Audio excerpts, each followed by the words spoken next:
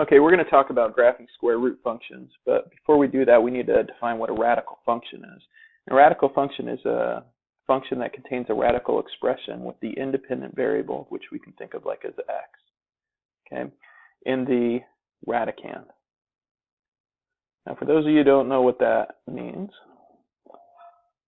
the radicand is the thing under your root symbol, so that would be this right here. Okay, and just so you know, notice I didn't say square root, I said under or variable in the radicand. This piece right here, if we put other numbers right here, this is called your index. So without anything there, we call it the square root, which most of you are very familiar with. It means what number times itself makes the thing inside here. If there was like a 3 here, that would say the cubed root. I mean, what number times itself 3 times make this number. Okay, and you can do the fourth root and so on. In this chapter, we'll cover cubed roots and fourth roots. Okay, so a square root function is a function that contains an independent variable under the square root. All right, which, like I said, most of you are pretty darn familiar with. That's your square root symbol. And so your x may be in the square root symbol. In fact, the parent function for the square root family, the function that actually we graph first before and then move around, it's the one that all of our other functions are either stretched, shrunk, reflected, or slid from. Okay, is f of x equals the square root of x. Okay, and so let's go ahead and start by graphing that. All right, graph the parent function, f of x equals the square root of x. All right, notice this function, the parent, and then this over here, we multiply the root by a, and then inside we could multiply by b and subtract h, and we could add k to the outside. All right, so if we're going to graph this parent function, it might be important to know what all these other things do to the parent function as well. So we'll start first by talking about what the graph is and finding the vertex, okay, and how the a, b, and k actually affect it. So let's start out here. So a, if you recall from earlier in the year, if it's outside of the area where the x is, so this is inside with x, the a and the k are outside. Okay, and so when we're dealing with the outside piece, we're talking about things happening on your vertical axis. All right, so a would be a vertical stretch because you're multiplying. Okay, and that would be when a is greater than 1, or shrink. Recall that's when a is between 0 and 1.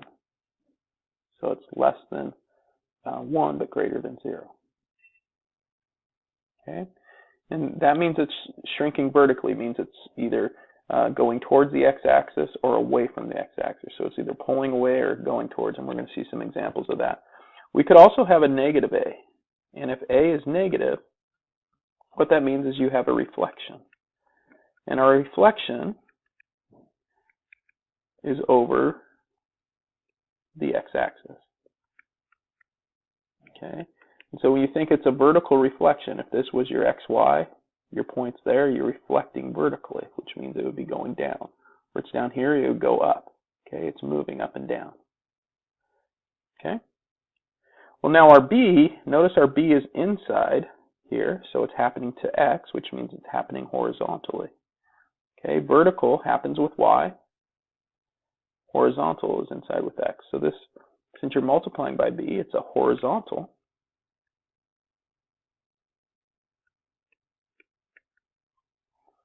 stretch. And remember, everything's backwards when it's inside there. So rather than it being a stretch when b is greater than 1, it's actually a stretch when b is between 0 and 1. Okay? And it's a shrink when b is greater than 0, or greater than 1. Okay, and it's a stretch by the reciprocal, so you can think to yourself reciprocal. That's what it's being stretched by, or reciprocal is what it's being shrunk by. It's when you flip your fraction over, right? And if b is negative, Well, that means it's a reflection over the y-axis. And it's over the y because, remember, it's happening horizontally. So if I'm here, I'm actually moving this way. And that's going over the y-axis, but it's moving horizontally. Okay? Well, H is since we're subtracting or adding, H is called a translation. Oh, that's a really hard color to see. Let me switch that up here. It's a horizontal. It's happening inside with X, so it's horizontal. Translation, which means a slide. Okay, so if you had forgot there, you're making a note. We covered all these this year, but it's good to review them. You're going to use them a lot in Algebra 2. Horizontal translation, right, and that's when we're subtracting H, or left, and that would be when we're adding H. Okay, now that's backwards, right? So right actually is when we're subtracting, but we're going towards the positive, and then a left is when we're adding, but we're going this way. So it's kind of backwards, counterintuitive on the inside there. And then the last one is our K, and that's outside, so it's going to be a vertical. But we are adding, so it's a translation. It's not a stretch because we're not multiplying. By a, well, actually, let's not do that part. Let's just say up if we're adding K, or down if we're subtracting K. All right. Our vertex, by the way, can be found by finding HK. So our vertex is always whatever H is and whatever K is. That's where we start. So when I take a look at the parent function here, notice I'm not adding anything to X or subtracting anything. So that means my H is 0. And I'm not adding anything on the outside. So that means my K is 0. Which means my vertex is 0, 0. And that also controls my domain and range, which we'll see here in a minute. But for now, I'm just going to say domain, which stands for X, right? And range, which stands for Y. Since X is 0 here, it's going to be 0 here. And since Y is 0 here, it's going to be 0 here. And I'll show you how come in a minute here. So let's go ahead and fill out our table. We're going to have the square root of X. And what the strategy is when you're actually taking care of this is to pick perfect squares. Try to make whatever's in the square root a perfect square. And so thinking your perfect square is like 0. If I put 0 in, well, the square root of 0, so I then put it 0 for X. The square root of 0 is 0.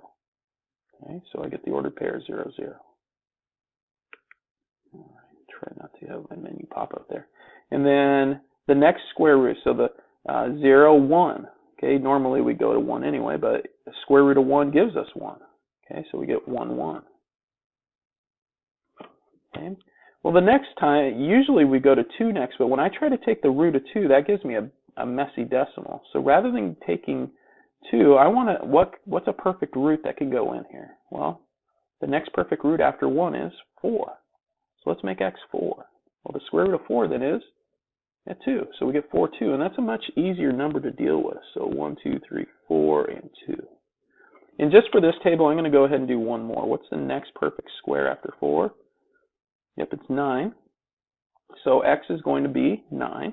So we input 9, and our output then is the root of 9, which is 3. So we get to 9 and 3. And we get this graph. That is my square root function. And notice your domain, well, it starts at 0 for X, and it's moving towards the positive side of X. So it's X is greater than or equal to 0 because it's shading, or not shading, but it's going to all the greater side of X, all the greater values of X. And Y, it starts at 0, and it's not going down, which would be negative, it's going up, right? So it's going up, which means it's also greater than, and it can actually be 0 because we have a dot there, a closed dot, or equal to. And so our vertex, really the only time this is going to change these values or these symbols is when our graph starts opening down. So like, you don't have to do this, but if I say, hey, it's down here, well, now it's still going towards X, a positive, but it's now going down, which means this sign would flip. And the only time we switch the sign, or make the graph go down this way is when we reflect it over the x-axis. So we'd have to have a negative a term. So we'd have to have a negative outside here, kicking out. Okay, which we don't have. So, and then for maybe it goes this way, it reflects over the y-axis. Well, we'd have to have a negative inside here, and that would change this symbol then. We're going towards the negative values of x. So really, your symbols are always going to be greater than or equal to unless you have a reflection somewhere. All right. So let's try some of these. And I know there's a bunch of graphs, but really what I'm trying to do is just see each transformation. Okay. So graph each function, describe the domain and range, compare the graph to the parent function, right? This is our parent function, the one we just graphed. And I just switched my slide there, I think. Yeah. All right. Okay, so the first one here, I'm going to start with my vertex. Well, vertex, remember, is HK. So you can reference your previous slide, but I'm not adding anything to x, so that's 0. I am subtracting 2. So that's my negative 2, which means my domain starts at x, 0. My range is y and negative 2. Okay, I look at this. This is a k value, and if you recall to your previous slide, I'm not going to keep switching back, but k tells you if it's going up or down vertically. It's a translation down because it's subtracting. So when we compare, it's a vertical translation. Down 2. So what that means is I'm going to take this graph that I've already graphed and I'm just moving everything down 2. All those points. And we're going to see that here in a minute. Okay, it's not being multiplied by a negative, so my domain and range should still be greater than or equal to. And we'll check that here in a minute. Let's go ahead and put this in. So root x minus 2. And we want our roots to be perfect, right? So we'll go 0, we'll go 1, and we'll go 2, or 4. Okay? And so when I put 0 in, root of 0 is 0, minus 2 is negative 2. So I get 0, negative 2. When I put 1 in, root of 1 is 1 minus 2. That's negative 1. So I get 1, negative 1. And then when I put 4 in, okay, the root of 4 minus 2, well, that's 2 minus 2, or 0. Okay, 1, 2, 3, and 4, and we're right there. And voila, I'll go ahead and stop there. There we've got it. Notice my graph has been slid down 2 units. Okay, the point that was at 0, 0 is now at 0, negative 2. The point that was at 1, 1 is now at 1, negative 1. The point that was at 2, 4, or 4, 2, excuse me, is now at 0, 2, or 0, 4, excuse me. Okay. Or is that 4, 0, excuse me. Sorry, I have something on my pen there. All right. Now let's go ahead and try another one here. Hopefully you're pausing and trying them out, but oops, didn't need to do that. My vertex here is going to be 0 on the inside, and we're adding 2, so 0, 2. That means my domain is going to be at 0. My range is going to be at 2. Okay, that is adding 2, so that's my k value. Remember, so that's a vertical translation up 2. Okay, and I'm not multiplying by a negative, so everything should be greater than or equal to. Okay, so we put it in, root x, all plus 2. Let's use our perfect roots again. So root 0, root 1, root 4. Those are my inputs for x. And then we're adding 2 to each of those. Okay, so 0 plus 2 is 2. Root of 1 is 1. 1 plus 2 is 3. Root of 4 is 2. 2 plus 2 is 4. So we get 0, 2. 1, 3. And 1, 2, 3, 4, 4. And so now our graph, which there, is going to move up 2. So it's a vertical translation that slid this graph up 2 units. That's our parent function there. All right, so hopefully these are getting easier. So this one here, vertex, notice I'm not adding anything at all. So it's 0 and 0, which means x is going to be at 0 and y will be at 0 because our 0 is 0. And we're not multiplying by negative, so it's going to be greater than or equal to on each of those. Notice it's outside this time, so that's an A, and that means it's a vertical stretch. And it's a stretch because it's greater than 1. So vertical stretch. And that stretch is by a factor of, okay, 2. From now on, we're just going to say BAFO, by a factor of 2. So we're going to take whatever the root of x is, and remember we want our perfect root, so that's 0, our 1, and our 4, so still 0, 1, and 4 there. Okay, so multiply that each by 2. So 0 times 2 is 0. Root of 1 is 1, 1 times 2 is 2. And the root of 4 is 2, 2 times 2 is 4. Okay, so we get 0, 0. So we're back here at the vertex. 1, 2, and then 4, 4. So notice what it's done is it's taken our parent function and it's stretched it. It's taken and moved each point twice the distance away from the x-axis. So originally at a point there, it's now there. We had a point there in our parent function. It's now, rather than 2 units away from x, it's 4 units away. Okay. All right, moving on here. Next one. Hopefully you can kind of start saying what these are going to do here. Vertex. That's 0, 0 again. That means our domain is x is 0, y is 0. Okay, there it's going to be greater than or equal to because we're not multiplying by a negative. So if we compare it, this is going to be, once again, a vertical. But it's in between 1 and 0, so it's a shrink this time by a factor of 1/2. So it's going to take each of our values of the root of x, right? So our 1, not our 1, to begin with, our 0, so root 0, it's going to multiply it by 1/2, which in this case just gives us 0. And the 1, well, the root of 1 is 1, and 1/2 of 1 is 1/2. Okay? And then we have our 4, and the root of 4, 1/2. The root of 4 is 2, and half of 2 is, it's 1. Okay, so we have 0, 0, 1, 1/2,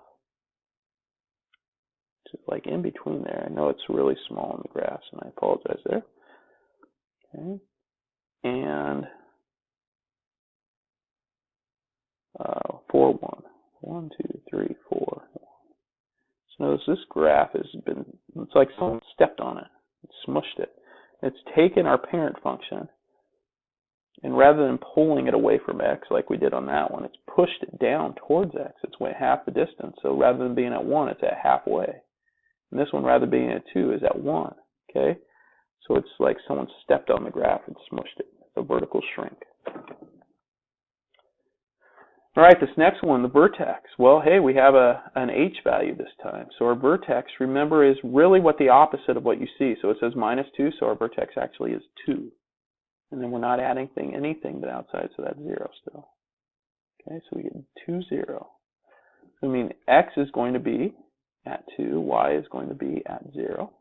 And nothing's being multiplied by a negative, so no negative here and no negative here yet. Therefore, these are still greater than or equal to. Okay.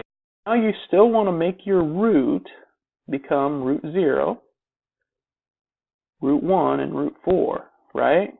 So you need to ask yourself, what -2 will give me 0? Really? So the math you're doing for like this problem right here, let's actually do this. We'll do it right up in here.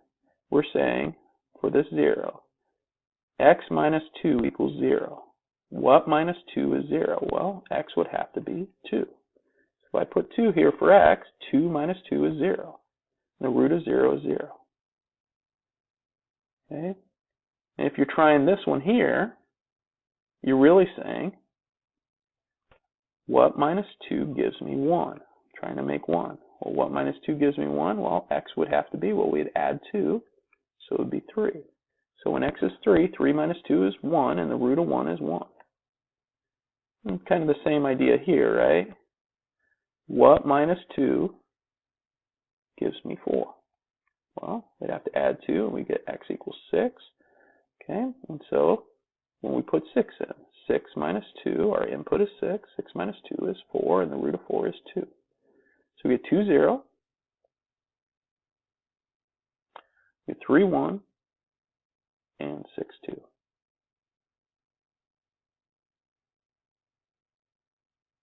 And notice really all we did is took our parent function and moved it over 2 to the right. So this, since it happened inside, is a horizontal. And it's a slide or a translation. We went to the right. 2. Remember, if it says minus 2, we're going to the right. Now you've compared it. Okay, so let's try this next one. Vertex starts at negative 2. Right, it's opposite of what's in there. And nothing on the outside, so 0. Domain then is at x is, well, nothing's being multiplied by negative, so it's negative 2. And y is greater than or equal to 0. This will be a horizontal because it's happening on the inside. Translation. Left 2. And even if you couldn't tell that by looking at it, if you graph it correctly, remember we're trying to make root 0, root 1, and root 4 with our root part. What plus 2 is 0? Well, that'd be negative 2. And the root of 0 is 0. So even without knowing, just by looking at it, notice my graph starts at negative 2. It moved to the left too. It moved my vertex from here to here. Okay, what plus 2 is 1? Well, that would be negative 1. Negative 1 plus 2 is 1. And if you can't do it, do the equations like I did on this previous one. Okay, just do it off to the side. You could say to yourself for this one, you could say, okay, well, I know that I have x plus 2, and I need to make that 1. Well, subtract 2 from both sides. X would have to be negative 1, so we put negative 1 in. And the root of 1 is 1. And the reason why this isn't negative 1 here is because you put the negative 1 in for x. So negative 1 plus 2 is 1. And square root of 1 is 1. Okay, so we have negative 1, 1. Okay, and then we go, what plus 2 is 4? Well, that's 2. 2 plus 2 is 4. And the root of 4 is 2. So we get the ordered pair 2 and 2. All right, there we got it. So horizontal translation, left 2.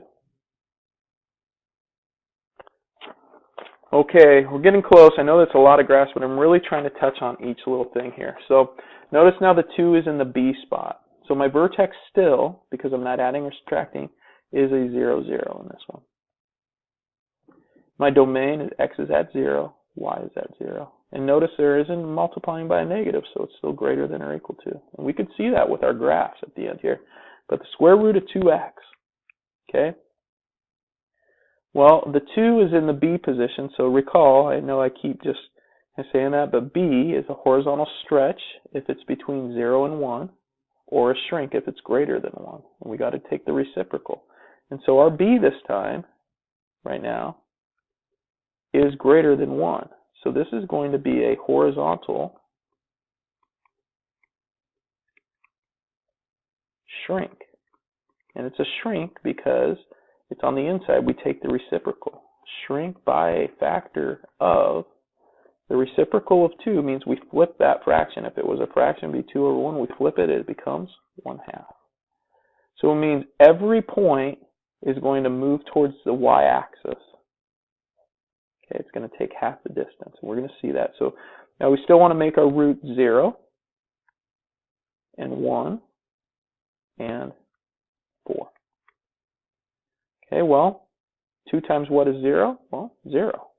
The root of 0 is 0. So we start here at the vertex, which is good. That's where we said. Okay. And then 2 times what is 1? Well, we'd have to take half of 2. So x would have to be 1/2 because 2 times 1/2 is 1. Okay, well half of 1, or half of 2 is 1, and the root of 1 is 1. So we get 1/2 on x, and then 1 on y. So like right there. Try that again. If I put my pen there for too long, what it ends up doing is, there we go. And then 2 times what is 4? Well, that'd be 2, right? And so the root of 4 is 2. So at 2, we're up to 2. Okay, and so my graph does something like that right there. Now I'd have to, I'm not sure if I, oops. Let's go ahead and stop it right there. Okay, notice this point usually is out here. This point usually is right there. They're moving towards the y-axis, halfway towards the y-axis. So this was 4 away, it's now 2 away. That's what that does. The vertical shrink, okay, or horizontal shrink. It's shrinking and it's being pushed towards y. Okay. All right, let's try this one. Well, notice this is a b, but it's a 1/2, which means since it's between 0 and 1, it is a, rather than a shrink, it's a horizontal stretch by a factor of, well, the reciprocal of 1/2 is 2. In my vertex, 0, 0 still. Domain, x is greater than or equal to 0, y is greater than or equal to 0. Notice we could check that at the end. I keep forgetting to do that, but notice I started at 0, and I'm moving towards the positive x. That's the greater than or equal to. And I started at 0 on y, and I'm moving up. Okay? That's a good, I mean, that's really the way you should be looking at your domain and range. Okay? And so here I'm at 0, 0, right? That means when I put my function in here, my input, I want to try to make 0. So 1/2 times what is 0? That's 0. 1/2 times 0 is 0. And the root of 0 is 0. And I'm trying to make 1 now. So 1/2 of what is 1? Well, this would have to be 2. So 2 goes in for x. So half of 2 is 1. And the root of 1 is 1. And then I want to try to make 4. So 1/2 of what is 4? Well, 8, right? Half of 8, put 8 in here, is 4, and the root of 4 is 2. So we have 0, 0, 2, 1, and 8, 2. So notice the point that usually is right here has been pulled away. It's been twice the distance. The point that is usually right here at 4 has been pulled away. It's now at 8. So it's stretching away from the y-axis. Okay, that's why it's called a horizontal stretch. Those would be your parent function points. All right.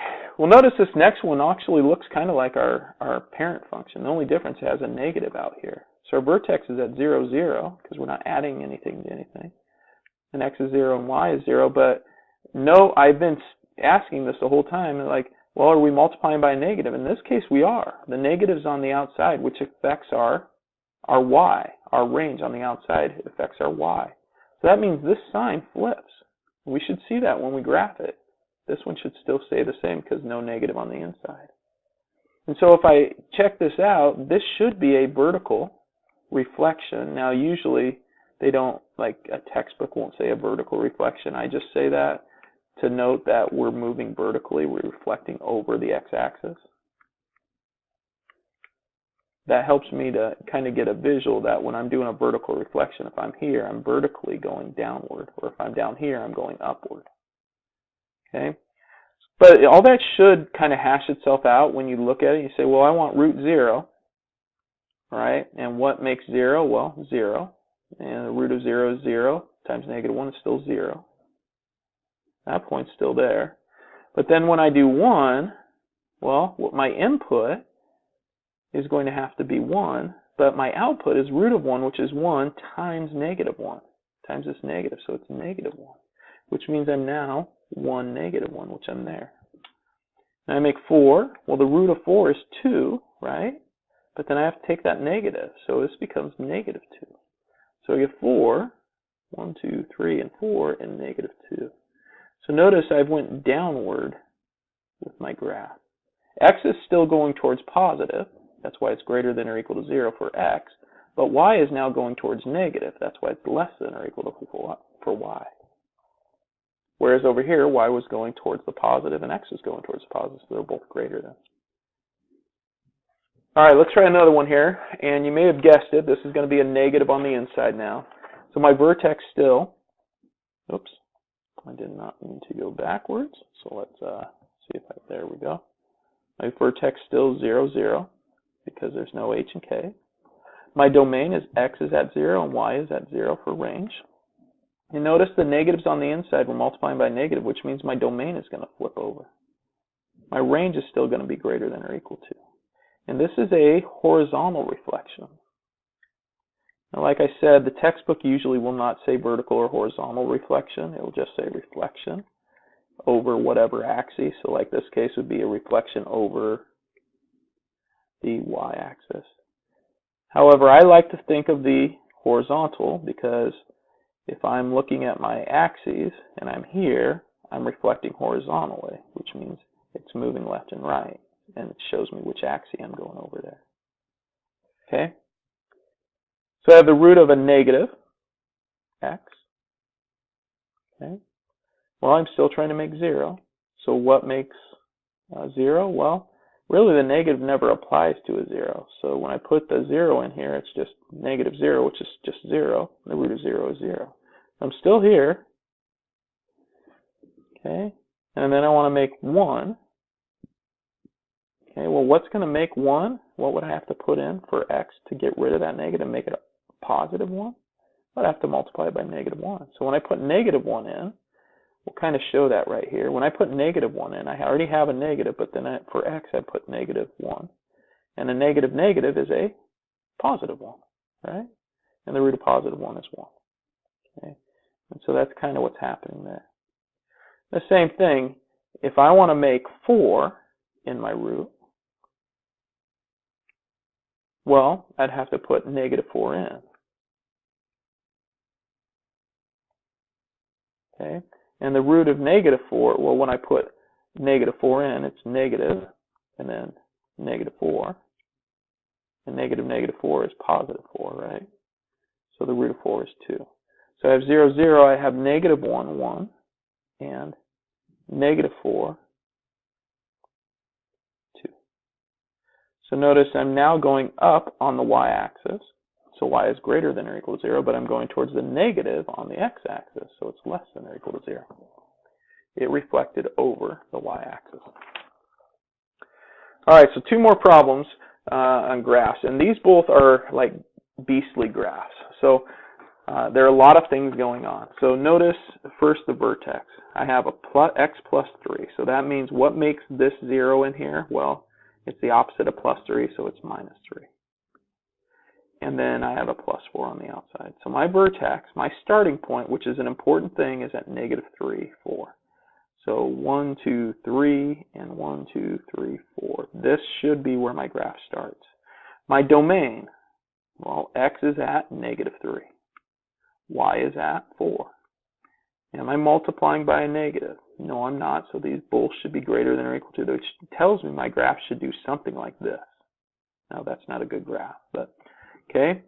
When I start comparing here, really I need to start working from inside outward. So deal with the plus 3 first. The plus 3 means a horizontal translation. I'm going to abbreviate a little. Left 3. So I'm going left 3. The 2, that's a vertical stretch because I'm multiplying. Bafo by a factor of 2. Okay, and then the plus 4 at the end is outside. So it's a vertical translation up 4. And we can see the left 3 and up 4 just in our vertex. Okay, this is that's what your plus 3 did. This is what your times 2 does, and this is what your plus 4 does. Okay? And so now, trying to finish this one off, okay, well, I'm going to have to take 2 times root x plus 3, all plus 4.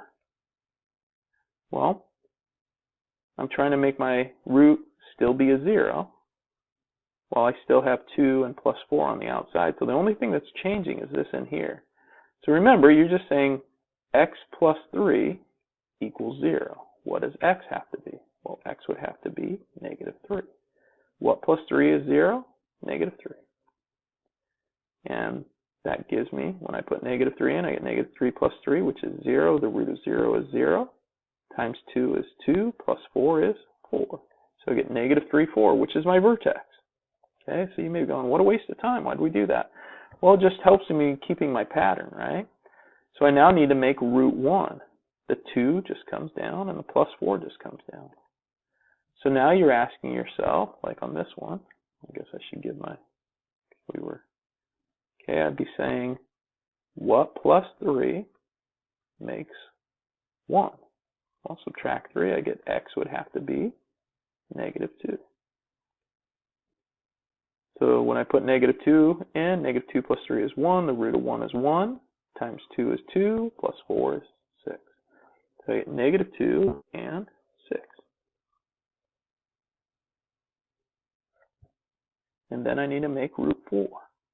And again, you're asking yourself, what plus 3? So the x is the what? What plus 3 is 4? Well, hopefully that's easy. X would have to be 1. Okay, and then we have times 2 and plus 4. So root of 4, so when we put 1 in, that's 1 plus 3, which gives us root 4. Root 4 is 2. 2 times 2 is 4, plus 4 is 8. So we get 1, 8. And now 1 and 8. All right, we start here, and voila. There we've got it. Notice it's a stretch, so it shouldn't look like a normal one without a stretch. It's going to get a little fatter because it's stretching away from the x-axis. All right, well, one more graph, okay? And this one here, taking a look at our vertex, well, inside here, that's a minus 1. Okay, the opposite of minus 1 is 1. And then we have our negative 3 on the outside. So our domain is going to be at x is at 1, and y is at negative 3. Are we multiplying by a negative? We sure are. It's on the outside, so since it's outside, it changes the inequality symbol for y. X should still be that, which means my graph should start at 1, negative 3, and it should go towards the positive on x, but down on y. So it should do something like that. Once again, that's not a good graph, but that's where it should go. So like if you wanted a quick picture, say, well, it does something like that. That's what it should do. Okay, well, let's see.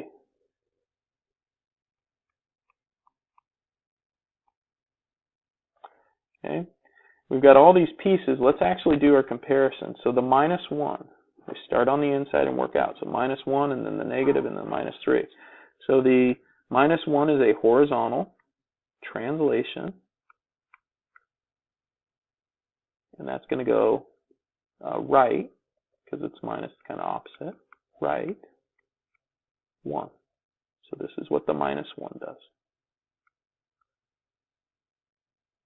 Okay, which means my graph isn't there, it's there. So good thing I checked that, right?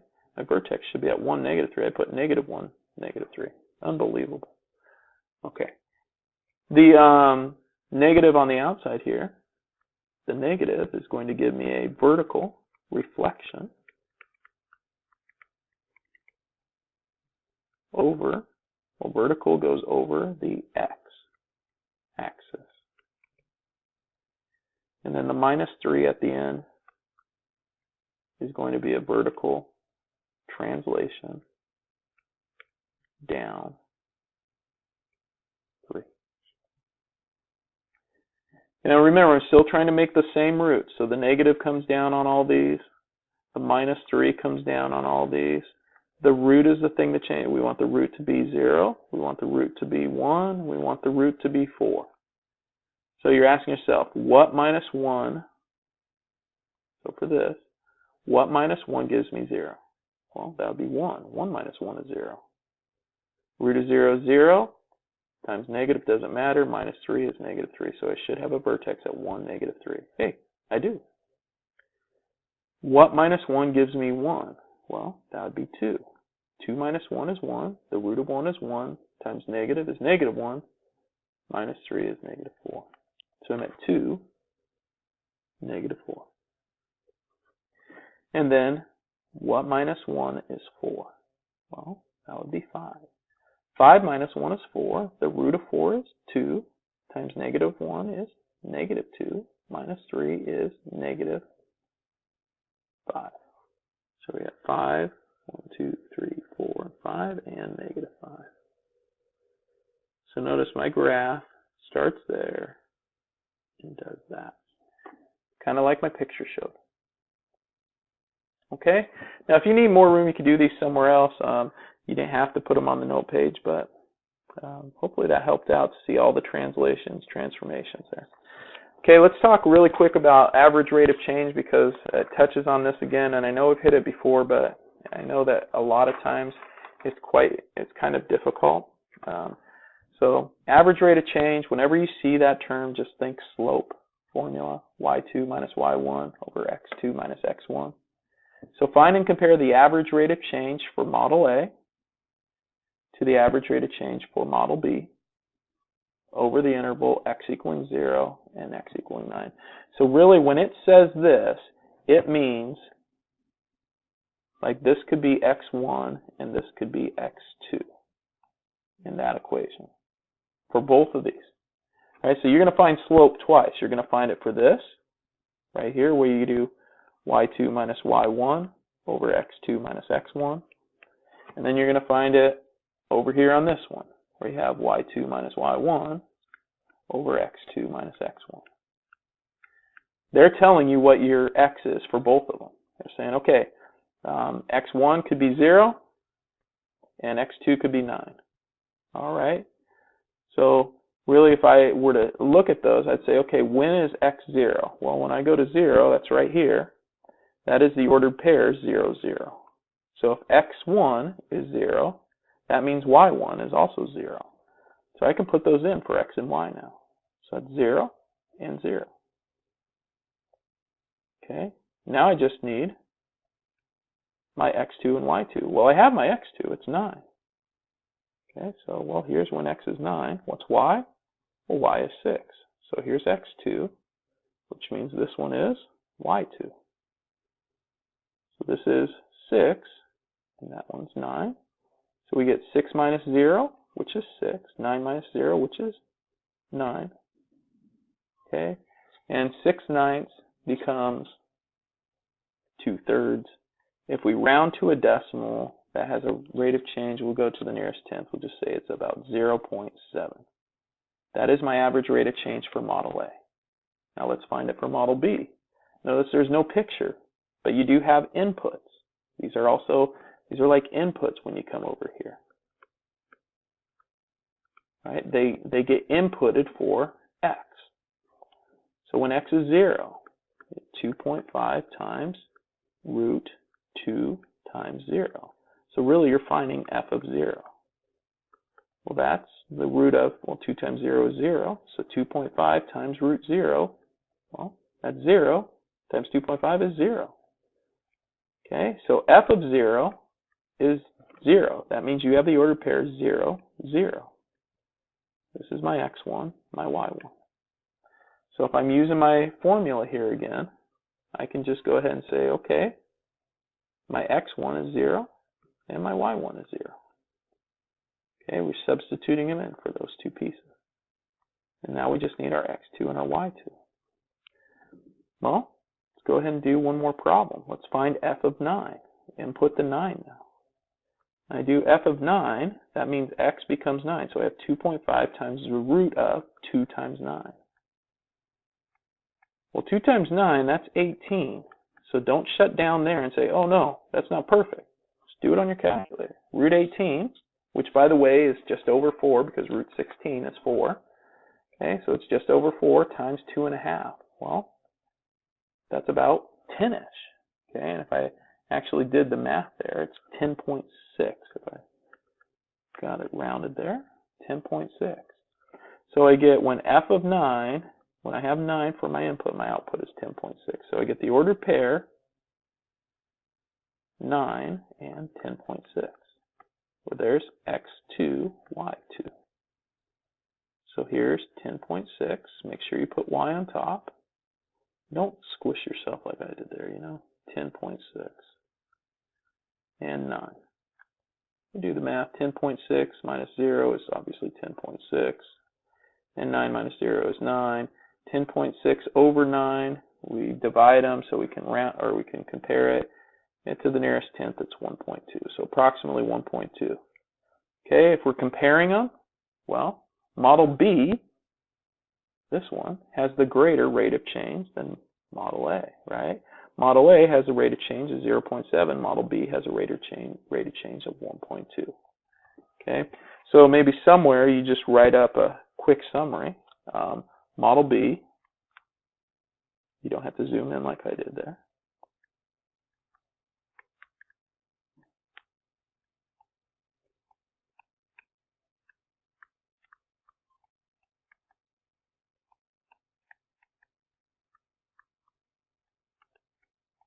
So Model B has a greater rate of change, and you could say something like 1.2 versus 0.7.